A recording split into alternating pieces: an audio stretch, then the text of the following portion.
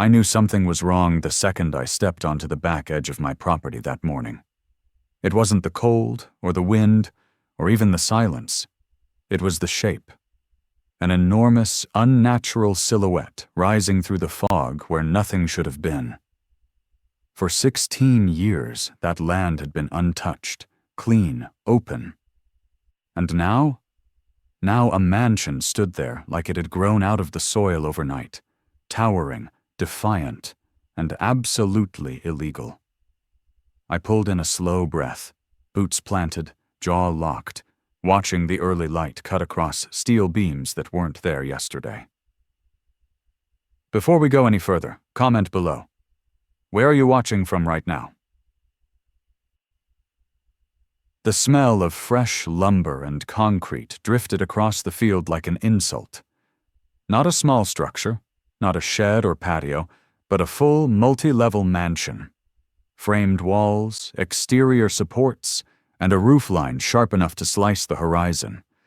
Every inch of it sat on my land, my deed, my boundaries, my property. I didn't shout, I didn't storm forward, I stood still, silent, the same way I used to stand before walking into federal hearings where men twice my size swore they'd break me. Calm, controlled, calculating. Because people only build this far across someone else's land when they believe the owner can't stop them. And Alexandra Dane truly believed I couldn't.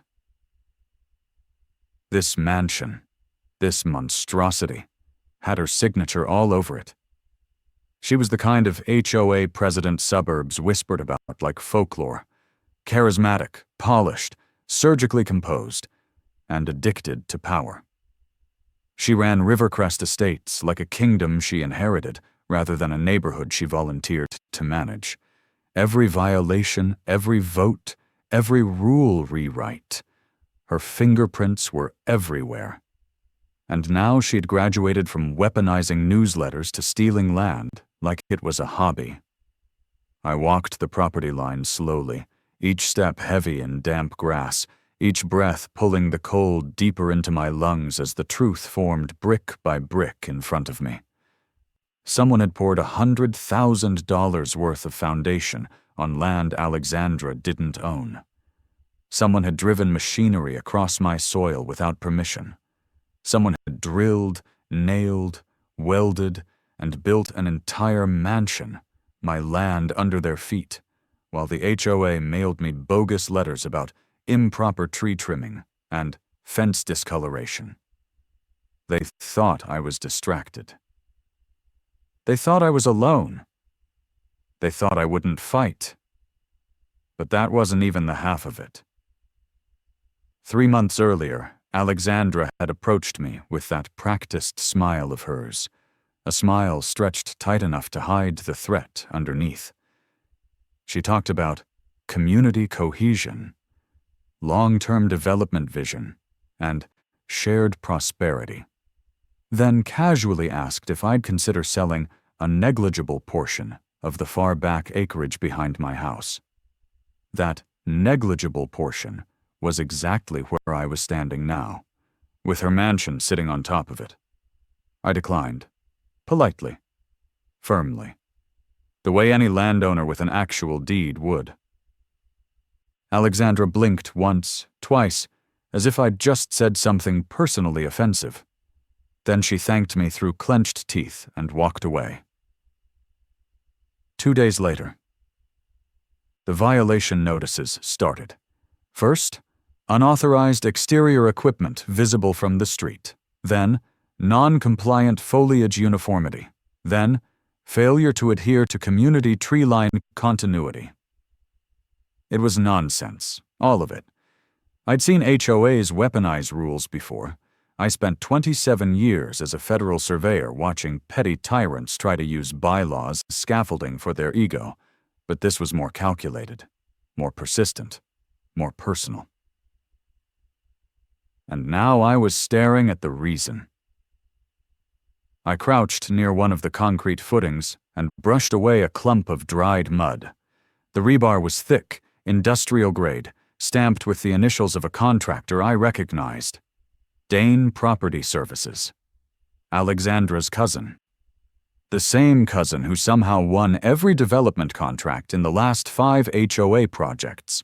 The same cousin who magically appeared on the architectural committee minutes after Alexandra became board president. The same cousin who signed off on boundary adjustments that no county office had ever approved. It wasn't incompetence. It wasn't confusion. It was coordinated theft. I straightened, feeling the familiar cold settle into my spine, the same cold that used to hit when someone lied to my face in federal court. There were fresh tire tracks grooved into my land, footprints from at least 6 workers, tool marks on the soil, trench lines dug for electrical and plumbing connections that shouldn't exist, even a stack of inspection stickers lying near a toolbox, each bearing a city seal but missing inspector signatures. A forged permit, a fake approval, a fraudulent expansion. I followed a set of muddy prints toward the temporary fence the crew had erected around the construction zone. A laminated sign hung on the chain link, flapping in the wind. Rivercrest Improvement Project Authorized Expansion Zone, do not enter. My name was nowhere on it. My signature was nowhere near it. My consent was never given. And yet, someone had declared my land an authorized expansion zone. Here's where everything blew apart. My phone buzzed in my jacket. A text from a former colleague in the county land office. 4 words that made the back of my neck go tight. Check your parcel file. That was it. No emojis. No explanation. Just a warning from someone who knew my land better than most people know their living rooms. I opened the county GIS map. The property boundary, my property boundary, had shifted. Not by feet, not by inches, but by a full 28 feet on the back end. Exactly where Alexandra's mansion now stood. Exactly where she wanted me to consider selling a small sliver. And right next to the altered line was a digital approval filed 3 weeks earlier by someone using my name, my signature, my authorization, my consent. Forged. Perfectly. I felt my heartbeat slow, not quicken. My breathing deepen, not spike. It was the same reaction I'd had in military hearings when a case file didn't match reality. When someone had crossed from manipulation into felonious territory. Alexandra hadn't just built on my land, she'd altered county records. That wasn't HOA overreach. That wasn't community conflict. That was criminal. I looked back at the mansion, its skeletal frame rising higher with every hour I'd been asleep, with every bogus violation notice shoved under my door, with every neighbor Alexandra had convinced she was improving our community. She thought this house would be her legacy. She thought no one could stop her. She thought the land under it was hers forever. But she forgot something important. Land doesn't belong to the loudest voice. It belongs to the person who can prove it. And I've spent more than half my life proving land. This wasn't just a violation anymore. It wasn't even an outrage. This was the opening shot of a war she didn't know she'd started. And I was done being polite. Most people assume you fight a war like this by reacting fast, by yelling, by marching to the HOA office and demanding answers. But real authority, the kind that survives in courtrooms, government buildings, and federal deposition rooms, doesn't raise its voice. It gathers facts. It documents. It waits for the right moment to strike. That's something I learned long before I ever bought a home in Rivercrest Estates. Back before HOA presidents thought their titles gave them actual power. My entire adult life had been built around precision. Federal land surveying, boundary verification, contract disputes, court testimonies. 27 years spent making sure no developer, city planner, or private owner tried to steal a single inch they weren't entitled to. My work didn't show up on TV or social media feeds. It wasn't flashy. But when land ownership was contested, when neighbors fought over inches, when companies tried to manipulate plats, people like me were the ones courts called because we didn't guess. We proved. I never expected to need that experience after retirement. I pictured a quiet life, a simple home, mornings with coffee on the porch, maybe teaching a few college workshops on boundary law. Linda, my wife, always said I'd never fully retire. She said I had a built-in radar for nonsense, the kind of radar that got activated anytime someone tried to twist rules for their convenience. She was right. She always was. Losing her made the world quieter, and part of choosing Rivercrest Estates was the promise of stability. A neighborhood with clean streets, decent people, and an HOA that claimed it only existed to protect property values. That phrase sounded harmless at the time. They all do it first. HOAs rarely show their teeth until they want something. When I moved into Rivercrest, I didn't try to insert myself into anything. I attended one meeting, introduced myself, and took a corner seat where I could watch how things worked. That's when I first saw Alexandra Dane command a room. She didn't shout, she didn't threaten, she didn't even speak for long. She simply tilted her chin, smiled just enough, and neighbors leaned toward her like plants angling for sunlight. She had that polished PTA president energy, smooth, gracious, lethal underneath. She presented financial reports with numbers no one questioned. She proposed rule changes with no opposition. She mentioned community improvements, and people clapped like she'd already made their lives better. That was how I knew she was dangerous. People who hide their power behind charm are always the most dangerous. The first time she approached me, she wasn't hostile. She treated me like an asset she intended to convert, smiling with those two white veneers, complimenting my lawn, asking about my career with almost enthusiastic curiosity. When I mentioned I'd worked for federal land divisions, her eyes lit up like she'd just been handed a tool she didn't know she needed. She kept that interest tucked away like a card she'd play later. At the time, I didn't think much of it. I'd lived through worse personalities. Government agents who lied under oath, contractors who hid survey pins, homeowners who insisted I move the line a little to give them more yard. Alexandra seemed like a softer version of all those people. I didn't think she'd become one of the most corrupt HOA presidents I'd ever seen. A few months after I moved in, neighbors began warning me, quietly, casually, about Alexandra's style. They said she didn't tolerate pushback. They said she had a talent for making dissenters miserable. They said she got re-elected every year unanimously, not because everyone loved her, but because no one wanted to cross her. I'd heard variations of this before in other communities, little fiefdoms run by people who mistake minor authority for actual power. But Rivercrest felt different, more controlled, more curated, more engineered. Like she'd shaped the HOA to operate as an extension of herself, not a community structure. None of that truly mattered until the day she brought me that land offer. I remember her face clearly. She walked onto my property like she owned the air between us. Her clipboard rested against her hip. Her heels never sank into the grass. She talked as if she'd already assumed I'd agree, telling me about her vision for a community cultural center, about expanding recreation areas, about blending neighborhood assets for maximum community cohesion. She spoke in empty phrases that sounded meaningful until you bothered to analyze them. When I asked what exactly she wanted to build, she pivoted, saying she was still finalizing designs. When I asked for paperwork, she changed the topic.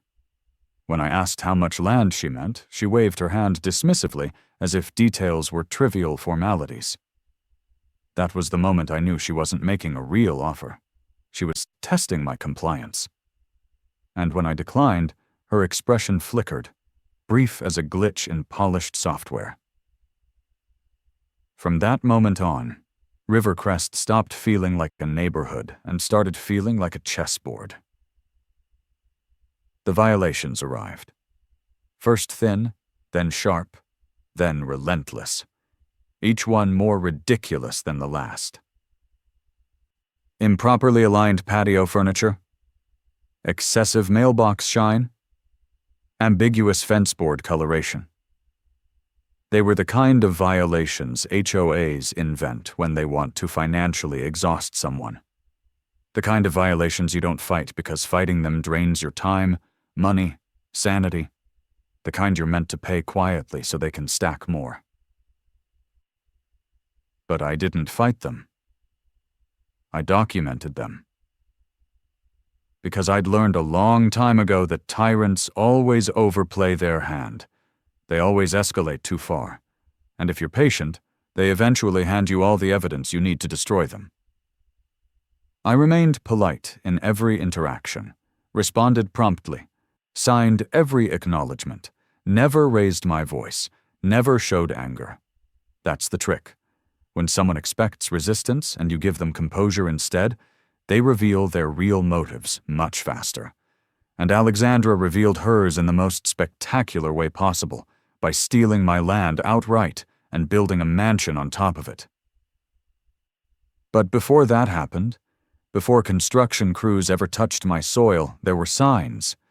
Contractor trucks parked near the back lots. Architectural drawings carried in and out of committee rooms. Alexandra holding sudden closed-door meetings she claimed were about budget allocations. Neighbors noticing that she'd stopped communicating details about upcoming projects. Even a sudden push to rewrite setback requirements for community enhancement exceptions, a phrase I later learned was crafted specifically to make her mansion look technically compliant. I didn't step in. I didn't object publicly. I didn't give her a reason to accelerate. I waited. And the more I waited, the bolder she became. The HOA board became more secretive. The meeting minutes became shorter. Approvals started happening off-record. Contractors began working at odd hours. And each time I caught a glimpse of a permit, a blueprint, a contractor badge, I noticed something disturbing. Her signature was everywhere. City forms, HOA approvals, architectural addendums, boundary adjustments, variance requests, all bearing her name, and several bearing mine. That was the crack in the facade I'd been waiting for. A signature I never wrote, a document I never authorized, a form that proved I'd consented to a boundary adjustment that didn't exist. That was when I stopped being patient. That was when I stopped observing. That was when I started preparing. I gathered every deed, every survey, every GIS map, every correspondence, every violation, every email, every time-stamped photo, every inspector note, every access code request, every complaint record, every piece of paper that could bury a corrupt HOA president under the weight of her own arrogance. Because Alexandra thought she ran Rivercrest Estates. But she forgot the one thing you never forget in land law. The person with the real paperwork always wins. I learned quickly that Rivercrest Estates wasn't an HOA. It was an ecosystem built around one woman's authority, and everyone else simply learned to survive inside it. The deeper I looked, the clearer the structure became. Every committee, every board seat, every volunteer group existed like spokes on a wheel, with Alexandra Dane at the center, spinning everything exactly the way she wanted. What most neighbors assumed were harmless community roles were actually carefully placed checkpoints, each staffed by someone she could manipulate, intimidate, or reward. The architectural committee was chaired by her brother-in-law. The finance chair was her neighbor, someone who mysteriously received landscaping permits no one else could get. The compliance officer, a man who claimed to be strict but fair, had never once issued a violation to anyone inside Alexandra's social circle. And the elections? They weren't elections. They were coronations disguised as ballots, where Alexandra ran unopposed because anyone thinking of challenging her mysteriously received violations, fines, and whispered rumors about being problematic. It would have been laughable if it weren't so effective. People didn't oppose her because she made sure opposition looked like financial suicide. She didn't need to pick fights loudly. She didn't need confrontations. All she needed was an email sent at the right hour, a violation appearing the next morning, or a committee review that suddenly placed someone in non-compliance. I saw it happen to my neighbor, Patel, a quiet man who repainted his shutters slightly off the approved shade. He tried arguing. Then the second notice arrived. Then the third. Then a lien threat. Eventually he paid, apologized publicly, and never questioned the HOA again. That's the thing about fear. It's contagious. And Alexandra fed it to the neighborhood like a steady diet. I began mapping the board structure to understand how deep her control went. The architectural committee operated like her personal stamp factory, approving every one of her family's and friends' projects while delaying or denying everyone else's. The compliance department was weaponized, issuing fines with no paper trail until homeowners begged for mercy. The finance committee managed community fees that mysteriously increased every year despite no actual improvements to the neighborhood, and the communication committee, run by Alexandra's close friend, controlled every newsletter, community meeting announcement, and public narrative. She wasn't managing an HOA. She was managing perception. And perception, in neighborhoods like this, is currency. The more I studied, the more intentional it looked. Alexandra didn't just take positions. She placed people, strategically, surgically, like pieces of a long-term plan. Her cousin handled all development contracts. Her neighbor ran the compliance office.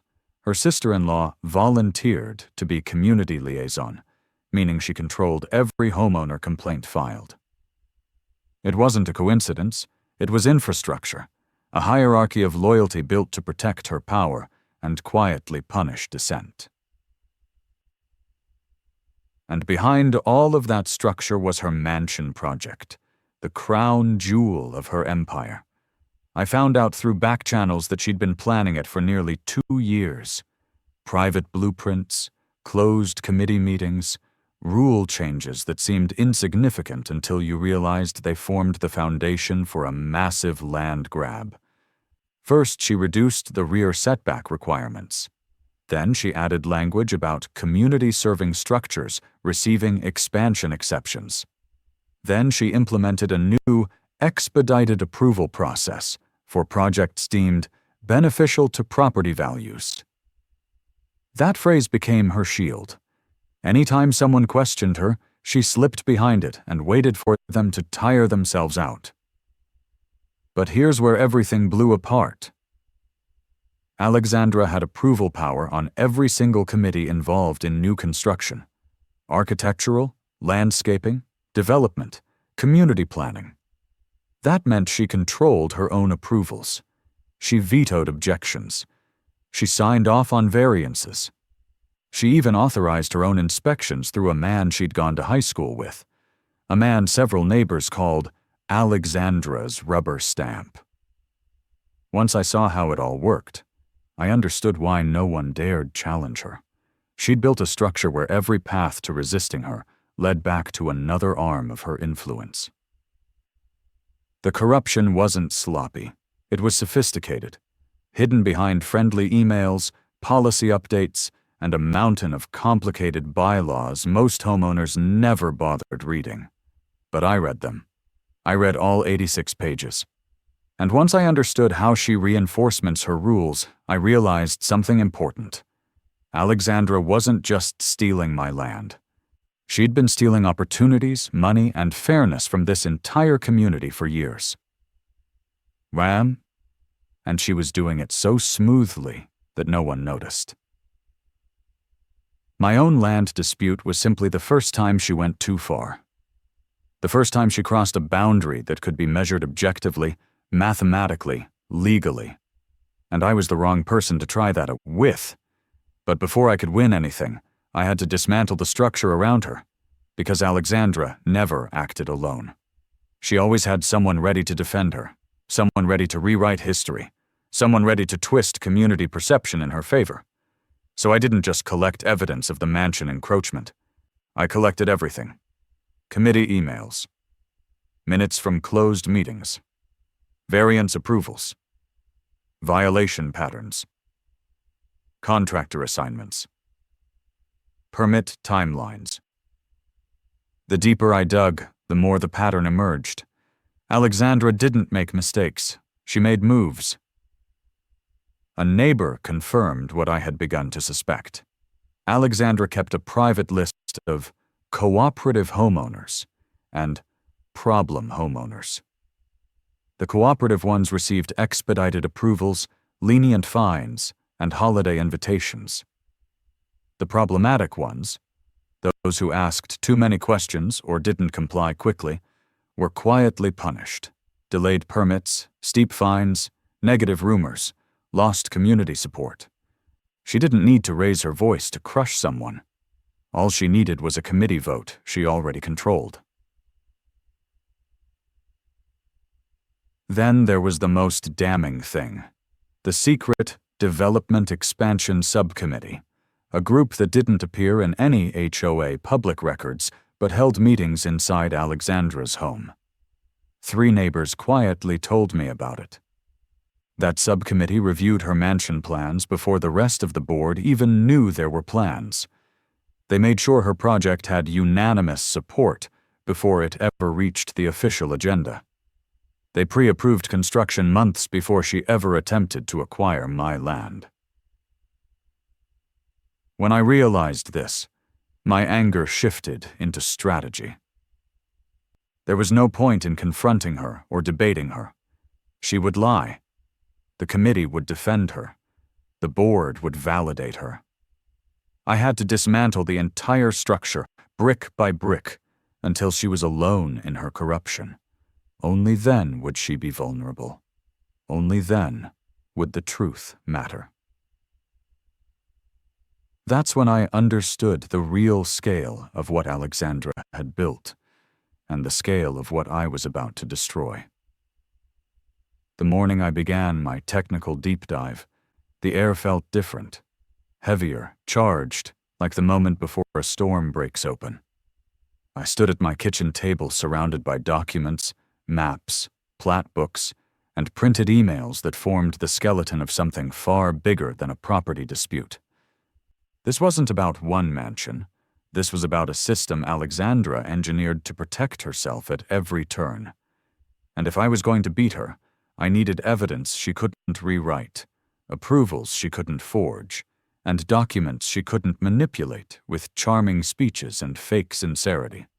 So I did what I'd done for nearly 3 decades. I started with the land itself. Property law doesn't lie. Paper doesn't lie. Coordinates don't lie. People do. I pulled the original River Crest subdivision plat from 1994, the one recorded with the county and sealed by an independent surveying firm with no ties to Alexandra's circle. Those plats are the purest source of truth in any land case, the foundation of every future development, sale, fence line, and title transfer. According to the official plat, my property, Lot 17, was 2.41 acres, with fixed boundaries marked by iron pins at each corner. There was no ambiguity, no setbacks that shifted boundaries, no complex easements muddying the lines. The land was clean. It was straightforward. It was mine. But the plat Alexandra's contractor submitted to the city, digitally, told a different story. That one had new lines drawn in, shifting the rear boundary almost 28 feet inward. It wasn't a small adjustment. It wasn't a clerical error. It was a deliberate redrawing of my land to create space for the footprint of the mansion she wanted. The structure sat perfectly aligned with those fake boundaries, like it had been planned months before she ever approached me with her offer. It wasn't sloppy work. They used professional mapping software. They replicated the county style. But they made one mistake. They left metadata in the digital file indicating the boundaries had been altered by a private device, not a county terminal. Metadata is the kind of detail amateurs overlook. Alexandra overlooked it too.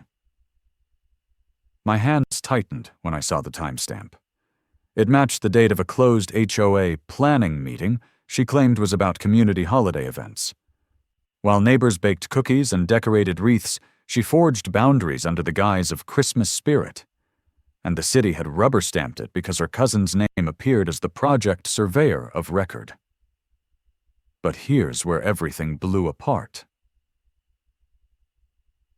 When I looked up her cousin's surveyor license in the state registry, something fascinating happened. It had expired 11 months earlier. Alexandra submitted false permits using an expired license. That wasn't just unethical, that was criminal fraud. I downloaded the permit file and cross-referenced it with the city inspection log. The inspector listed as reviewing the setback compliance had signed off the same day the application was submitted. No site visit, no verification, no review notes. Either the inspector was complicit or someone used his login credentials when he wasn't looking. This wasn't one violation. This was coordinated falsification on multiple documents. Permit applications, setback verifications, architectural approvals. And each one bore the same stamp, Approved Dane Property Services. I paced the room slowly, feeling the anger tighten into clarity. This was intentional, this was layered, and I was finally seeing the whole picture.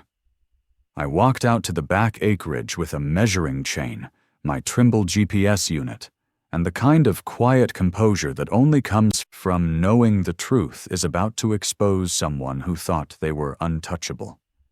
The sun was climbing higher, burning the fog away, revealing the full scale of Alexandra's theft. Workers were nailing siding panels, oblivious that they were building a monument to their employer's arrogance on someone else's soil. I started at the southwest corner pin. The metal detector beeped exactly where the plat said it should be. I flagged it with bright orange tape. Then the southeast pin, same accuracy. Then the rear pin, buried under 6 inches of mud but undeniably in its rightful location. That was pin number 3. Pin number 4, the final corner marking the edge of my land, was undisturbed. That told me everything. My boundaries had never been moved in reality, only on paper controlled by Alexandra's hand-picked contacts. When I stretched the measuring chain across the rear boundary, the truth revealed itself in numbers no court could ignore. Her mansion extended 26 feet and 4 inches across my property line. And not just the patio, not just a corner, the entire foundation, every wall, every frame beam. Her dream project was sitting on stolen land from one end to the other. I documented everything. Photos, GPS coordinates, time-stamped videos, soil disturbance patterns showing machinery entering the property without authorization. I photographed rebar placement, concrete footings, trench lines, electrical conduit pathways. I even examined the lumber stamps on her framing to determine delivery dates. All of it matched construction logs she had submitted to the HOA, a timeline proving she built aggressively and quietly, while drowning me in fake violations to keep me distracted. But that wasn't the most damning discovery. When I walked back toward the mansion frame, I saw a stack of documents inside a plastic bin beside the contractor's workstation. Permit copies, survey sketches, owner authorization forms. I slipped on gloves, lifted the top sheet, and froze. My signature, perfectly forged, was on an owner consent for shared boundary usage form I had never seen in my life. Ada. That was the moment fury left me completely. It didn't vanish. It condensed. It sharpened. It became focus. Because once someone forges your name on a legal document, they've crossed a line so deep there's no coming back. Here's where everything blew apart again. The fake consent form was stapled to an HOA document titled Emergency Variance Approval, signed by Alexandra and her entire subcommittee. The reason listed: homeowner in progress rehabilitation following personal difficulties. She wrote that I was mentally unwell, that I was unstable, that I was unable to respond to community communications. She filed a paper trail to make herself the hero in a story she fabricated. That wasn't corruption. That was premeditated character assassination layered onto property theft. When I read the phrase mentally compromised, something inside me clicked into absolute stillness, the same stillness I felt testifying under oath in cases involving fraud, bribery, and land manipulation. I'd heard every lie possible, but this one had Alexandra's personality imprinted on it. Manipulative, charming on the surface, venomous underneath. This wasn't a rogue construction project.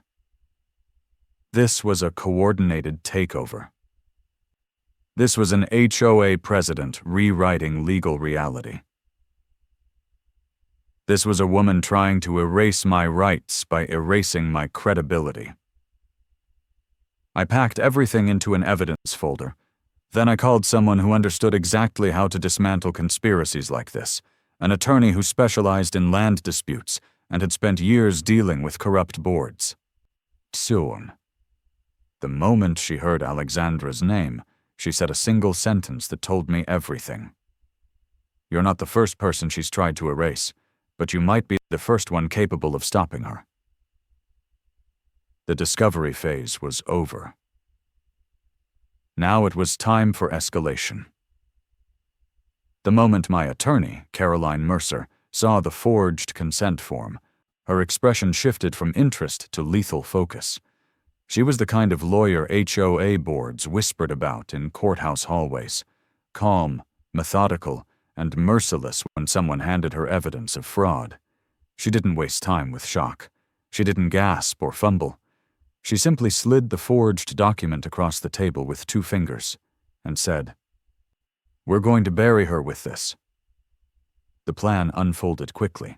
Freeze construction, file injunctions, request emergency hearings, expose the forged documents, and force a full audit of every approval Alexandra had touched.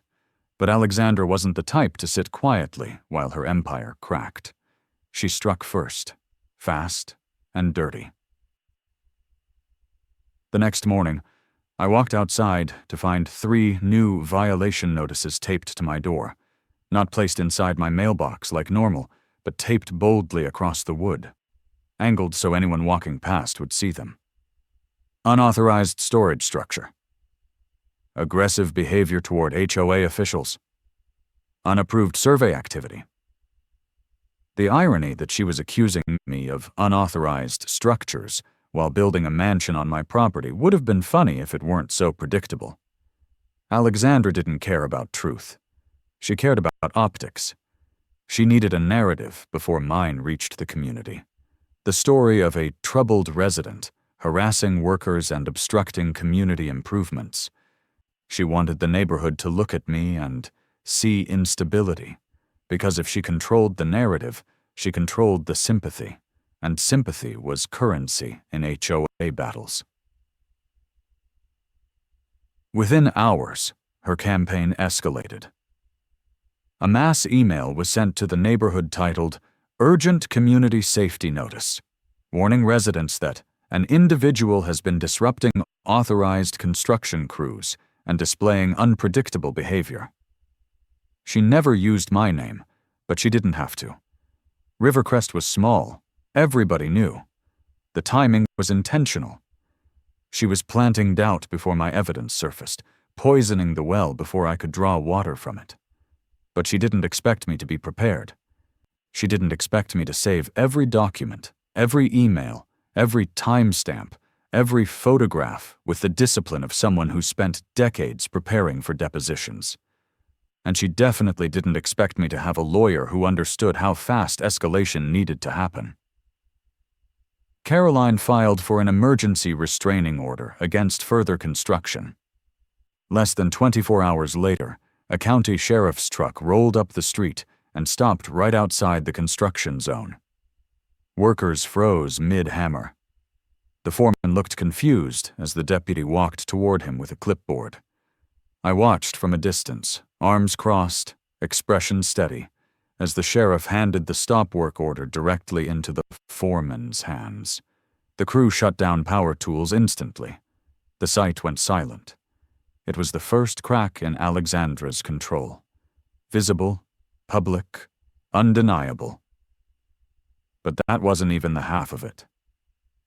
By noon, Alexandra stormed across my lawn with 2 board members at her side, like she was marching into a coup.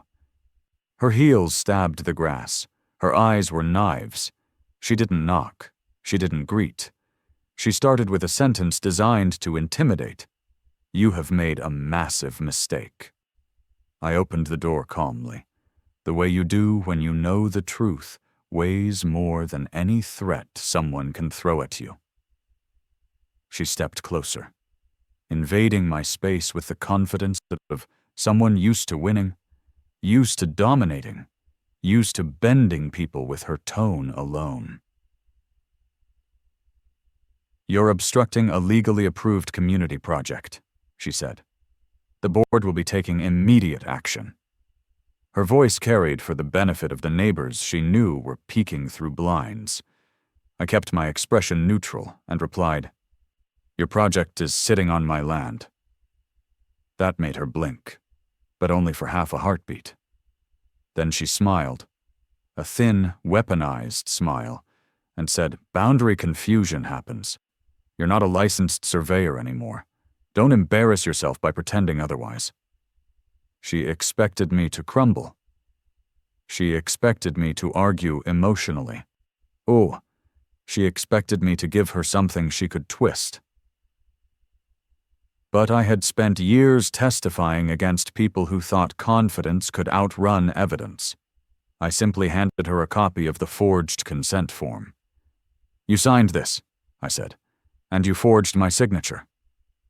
Her face didn't fall. It cracked. Subtle, quick, but visible. She recovered instantly, brushing it off with a forced laugh. "That's your signature. If you're claiming otherwise, you'll need proof." "I have proof," I replied, "and I'm taking it to court." Her smile disappeared entirely. That night, the retaliation escalated into something ugly. My security cameras caught 2 HOA board members walking onto my property after midnight, photographing my yard, my driveway, even the side of my house as if searching for violations they could weaponize. One of them pointed at my porch light, taking pictures like it was contraband. Another walked to my backyard fence, whispering into his phone, snapping photos of my landscaping. It wasn't compliance enforcement. It was stalking disguised as policy. The next day, 5 violation notices appeared, again taped to the door. Improper lighting fixtures. Unauthorized plant trimming. Unapproved gate lock. Each fine was doubled for repeat failure to comply. Alexandra wanted to financially suffocate me before my case reached a judge, but she didn't realize my attorney had already anticipated this tactic. Caroline gathered every violation notice and filed a claim of retaliatory HOA abuse, a charge that tends to make judges lean forward in interest, especially when the abuse is documented with timestamps and videos. But here's where everything blew apart again. The community began to fracture. Whispers started traveling faster than Alexandra's emails. Neighbors who'd once avoided eye contact now quietly asked me questions. Is she really building on your land? Is that why the sheriff came?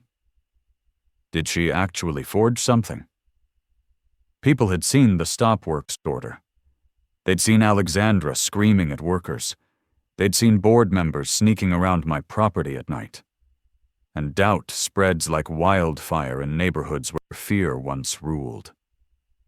Suddenly, Alexandra wasn't controlling the narrative. She was losing it. That's when the harassment peaked. Alexandra sent 2 members of her so-called Property Harmony Committee to confront me in my driveway.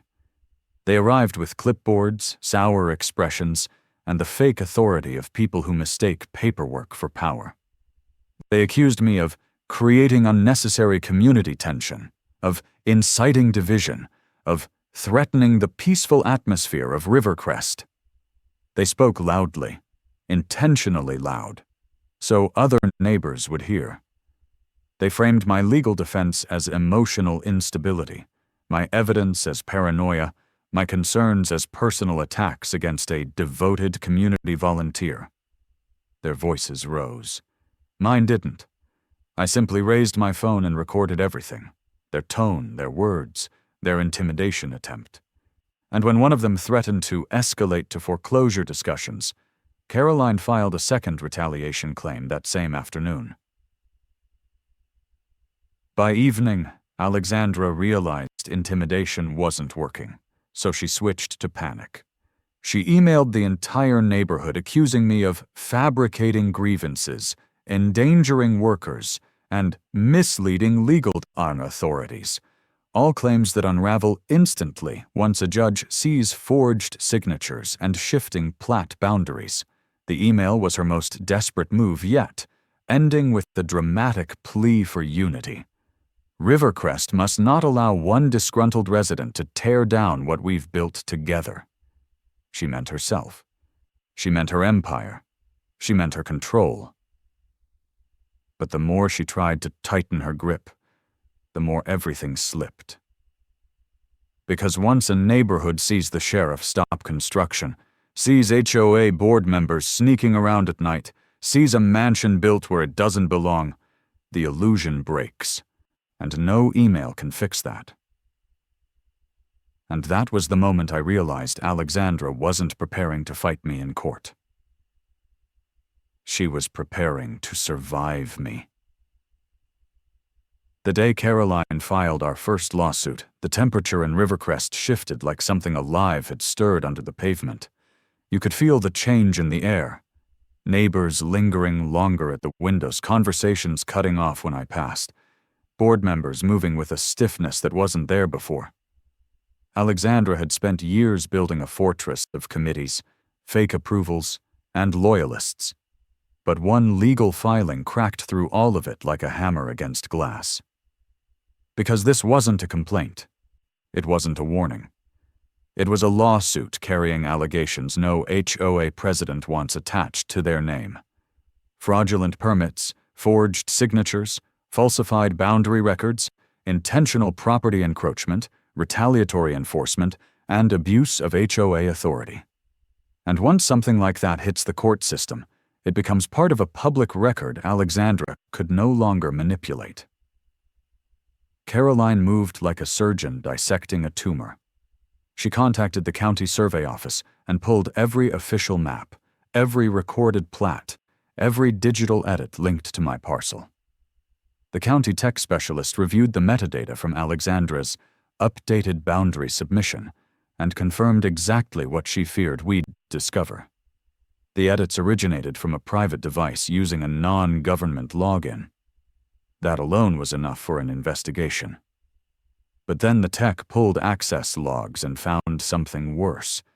Alexandra had downloaded the GIS editing software under a temporary city license she was not authorized to have.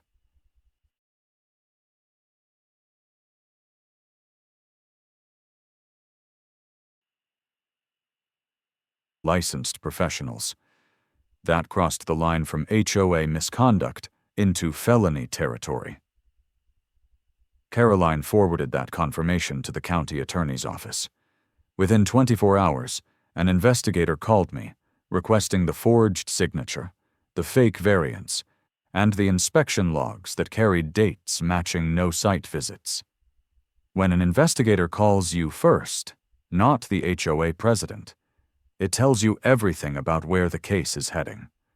And Alexandra must have sensed the shift because that same evening, she sent out a neatly formatted community legal update, claiming the mansion pause was a misunderstanding and that she was fully cooperating with municipal review processes. It was pure damage control disguised as professionalism.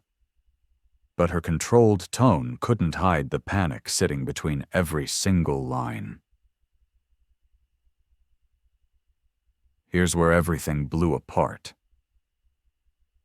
The investigator contacted the city planning department, and the planning director called me personally. She sounded strained, uncomfortable, like someone who'd just discovered her office had been used as a chess piece without her knowledge. She asked me to email the forged documents directly to her. When I did, she responded within 30 minutes. "This is not an authorized city form. I will be launching an internal inquiry immediately." That meant inspectors, permit officers, approval coordinators. All of them were about to be questioned. Some of those people had blindly trusted Alexandra's paperwork. Others signed off without verifying because she'd charmed her way into their confidence. But once the internal inquiry began, every approval she'd ever touched became radioactive. While the city scrambled, Caroline took our retaliation claim to the next level. She filed a second injunction, not just to freeze construction, but to freeze all HOA enforcement against me until the case resolved. That stripped Alexandra of her favorite weapon: fines, violations, pressure. Suddenly, she couldn't financially squeeze me the way she squeezed half the neighborhood into compliance. I saw her fury spill out in the smallest ways: stiff shoulders during driveway confrontations, clipped tones during community announcements, fake smiles stretched tight enough to tear. She was losing control, and she knew it. But the retaliation didn't stop at legal filings.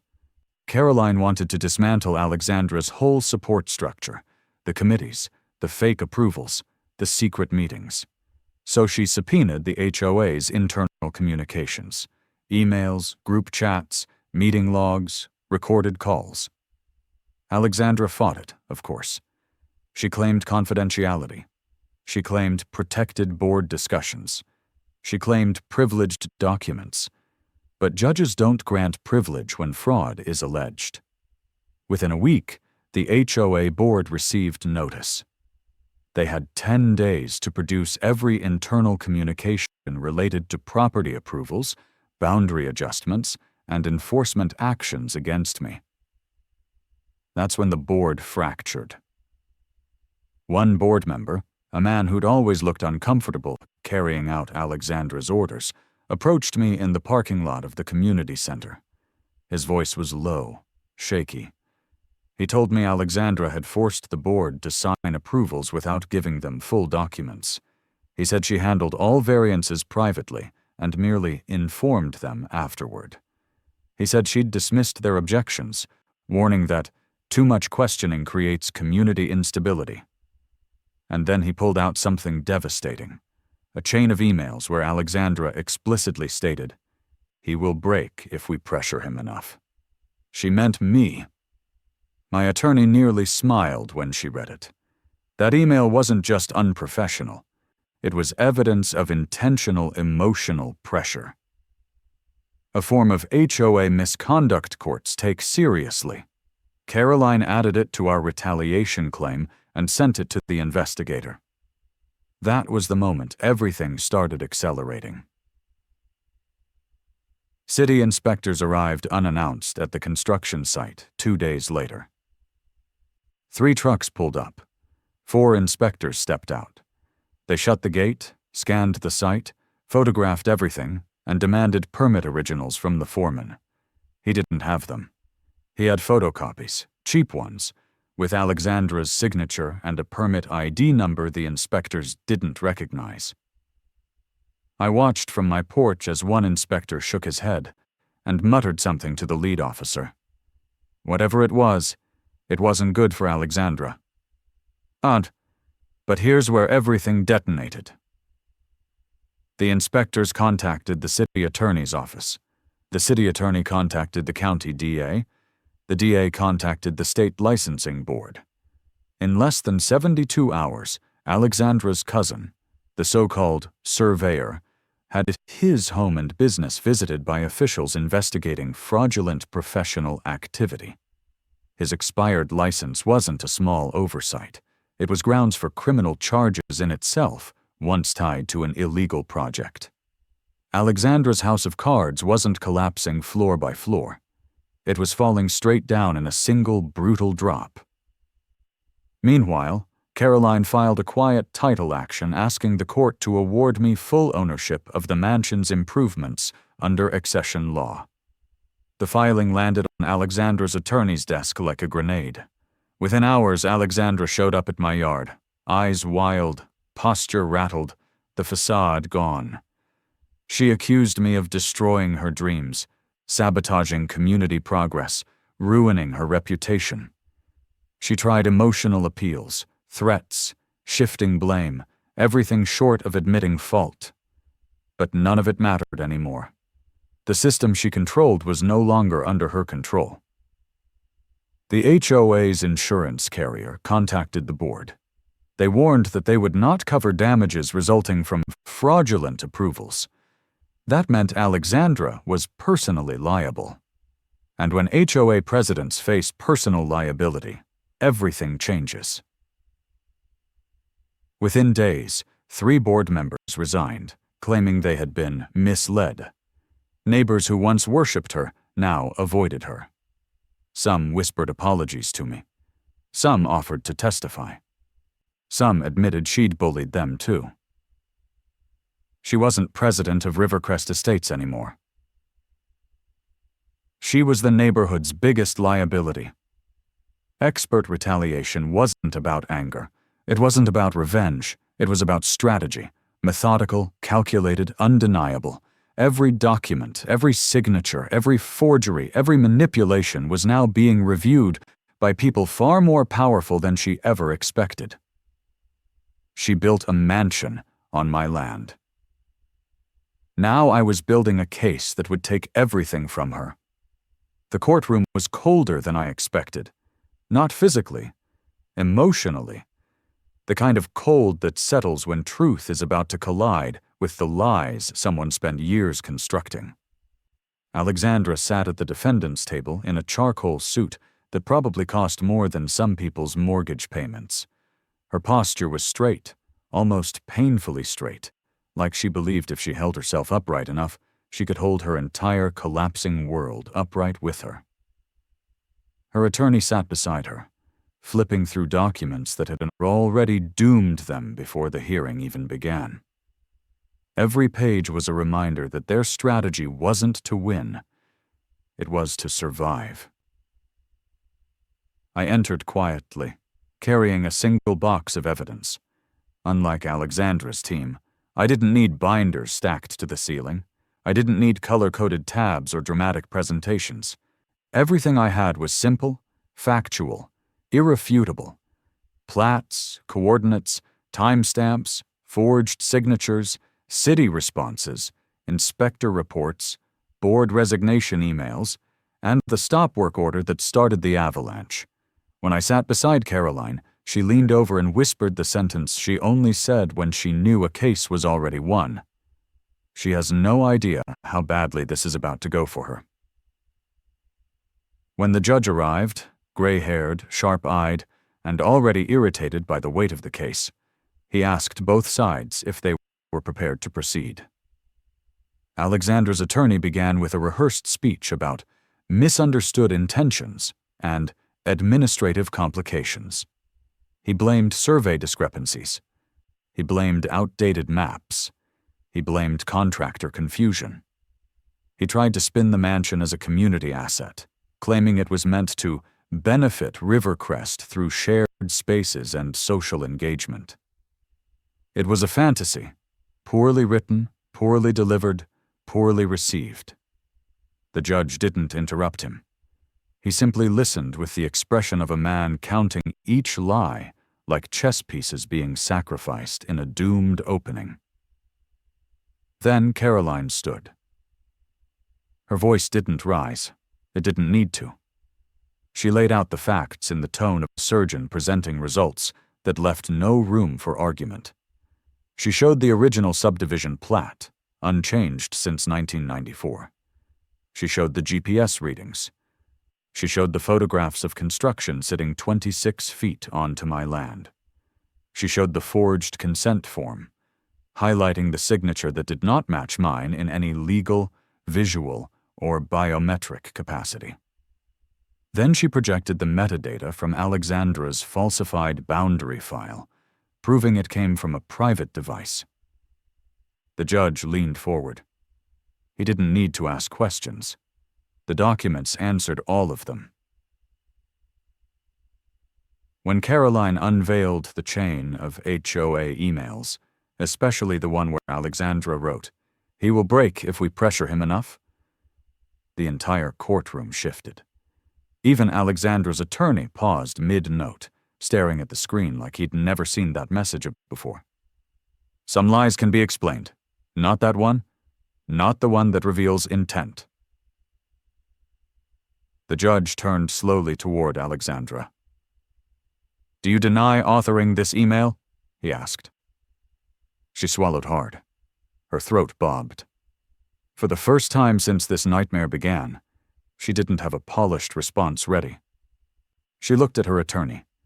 He gave the smallest shake of his head, and Alexandra, the once untouchable queen of Rivercrest, whispered, "I don't recall." Judges hate that answer. The city planning director testified next. She explained that the permit was fraudulent, the surveyor license expired, and the inspection had never happened. Then the county GIS specialist testified, confirming the boundary edits were unauthorized and illegal. Then the board's former treasurer, one of the members who resigned, testified that Alexandra handled approvals alone, pressured the board into silence, and manipulated votes. He admitted he felt intimidated. He admitted she created a culture of fear. He admitted he wished he'd spoken sooner. Each testimony was another nail. Each document was another hammer strike. Each moment pulled Alexandra further into a truth she could no longer outrun. Then the judge allowed me to speak. I didn't give a speech. I didn't express anger. I didn't raise my voice. I simply explained how the structure appeared on my land overnight, how the forged signature appeared in my mailbox, how the retaliatory violations were taped to my door, how the HOA weaponized fear under her command. I ended with one sentence, said plainly, clearly, without vengeance. All I wanted was for my land to be respected. The courtroom went silent. When the judge finally spoke, his tone left no space for interpretation. He described Alexandra's conduct as a severe breach of trust, a deliberate manipulation of legal processes, and an egregious abuse of authority. He recited the statutes violated. He took note of the criminal investigation already unfolding. Then he delivered the ruling with the force of a gavel strike, even before he lifted the gavel. He granted me full ownership of the mansion. Every wall, every beam, every tile, every inch of Alexandra's dream project. He granted damages. He granted attorney fees. And he granted punitive sanctions for her retaliatory actions. $268,000 total. Then he said the sentence that destroyed her entirely. Given the extent of misconduct, the court finds it appropriate to award the plaintiff full rights to the structure, including keys, access, and possession effective immediately. Alexandra gasped like the air had been punched from her lungs. She tried to stand, but stumbled, gripping the table for balance. Her attorney whispered something frantic, but she wasn't listening. She was staring at me, not with hatred, but with disbelief. The kind of disbelief that comes from someone who has spent years winning without consequence and suddenly discovers consequences have teeth. The judge handed the clerk the final order. The clerk stamped it. The sound echoed like a shot. Then the bailiff placed the keys in front of me, heavy, cold, metallic. The keys to her mansion, my land, my property, my victory. Alexandra fainted. Her body crumpled sideways, her chair screeching across the floor. Gasps filled the courtroom. Her attorney caught her halfway down. The moment played out like a collapse of everything she'd built. Power, reputation, illusion, falling all at once. Medical staff rushed in. Water was brought. Her eyes fluttered open, dazed. But it didn't matter. The ruling stood. The keys were mine. The land was mine. The mansion was mine. When I walked out of that courtroom, neighbors were waiting. Some clapped, some apologized, some shook my hand. The board members who resigned thanked me.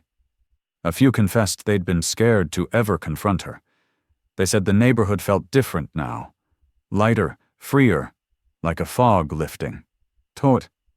And when I drove home, the mansion looked different too. Not as a symbol of her power, but as a symbol of what happens when someone pushes too far.